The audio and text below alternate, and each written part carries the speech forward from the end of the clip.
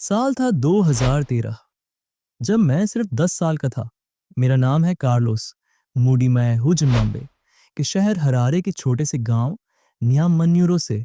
मैं सिर्फ 10 साल का था जब मेरी दादी ने मुझे बताया था कि हमारे गांव के पास जो नदी है, उस नदी के पास में बहुत समय पहले जब मेरी नई नई शादी हुई थी और मैं यह आई थी तो तुम्हारे दादा के साथ इस नदी के किनारे रात के 11 बजे थे।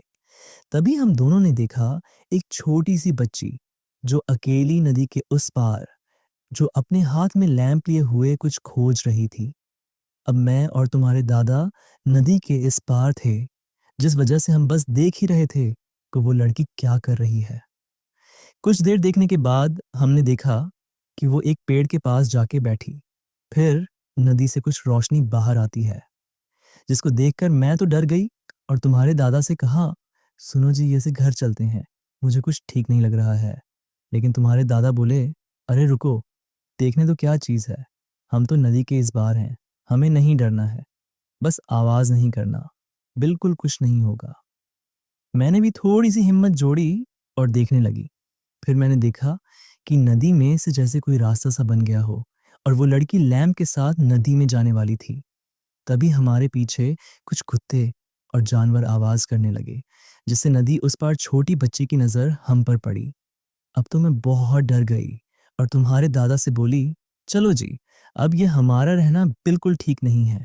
तभी वो छोटी बच्ची के साथ कुछ लोग और भी हो गए अचानक, जो हम तो नहीं जान पाए कि वो लोग आए कहाँ से। अब वो लोग शायद इस तरफ आने के लिए तैयार थे और अब मैं और तुम्हारे दादा वहां से घर की तरफ आना चाहते थे। लेकिन हमारे सामने एक बहुत बड़ा जानवर, जो किसी हाथी से भी कई गुना बड़ा दिख रहा था। हम लोग उसके नीचे से निकले और जल्दी जल्दी गांव की तरफ भागने लगे। तभी मेरी चप्पल टूट गई, जिस वजह से मैं वहीं पर गिर पड़ी। लेकिन तुम्हारे दादा ने मुझे नहीं देखा, वो गांव की तरफ चलते गए। अब मैं यहाँ अकेले ही हो गई। अब बड़ा सा जानवर भी मेरे पास आ गया। उसने मुझे उठाया और नदी के उस पार कर दिया। एक बार में पूरी नदी पार हो गई।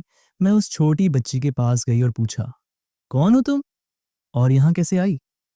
उसने कुछ नहीं बताया, लेकिन जब मैंने बार बार पूछा तो वो रोने लगी और मैं ये देख के बहुत डर गई। फिर जब वो रिलैक्स हुई और फिर जो उस बच्ची ने बताया, उसे सुनकर मेरे होश उड़ गए। उस छोटी बच्ची ने रोते रोते कहा, कुछ अजीब लोग आए थे, उनके हाथ में भी ऐसे ही लैंप थे। उन्होंने मेरे पिता को पकड़ लिया और उन्हें नदी के इस पार ले आए। उन्होंने कहा कि आज रात दरवाज़ा खुलेगा और जो भी उस रास्ते में आएगा वो वापस नहीं जाएगा। ये सुनकर मेरे पैरों तले जमीन खिसक गई। मैंने डरते हुए पूछा, कौन सा दरवाज़ा? बच्ची ने नदी की तरफ इशारा किया। मैंने देखा कि नदी के बीच में जो रोशनी निकल रही थी, वह अब और तेज हो गई थी। पानी जैसे दो हिस्सों में बंट गया था और उसके बीच में सच में एक रास्ता बन गया था। तभी अचानक वो लोग जो पहले दिखाई दिए थे, धीरे धीरे उस रास्ते पर चलकर नदी के अंदर जाने लगे। उनके कपड़े बहुत अजीब थे और उनके चेहरे साफ दिखाई नहीं दे रहे थे। अचानक उनमें से एक आदमी ने हमारी तरफ देखा। उसकी आंखें लाल चमक रही थीं। मैं डर के मारे बच्ची का हाथ पकड़कर पेड़ के पीछे छुप गई।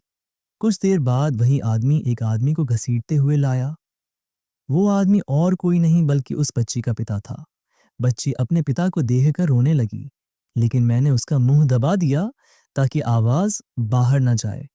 तभी वो लोग नदी के बीच बने रास्ते पर खड़े होकर कोई अजीब भाषा में मंत्र पढ़ने लगे। जैसे ही उन्होंने मंत्र पूरा किया, नदी के बीच में एक काला सा दरवाजा खुल गया।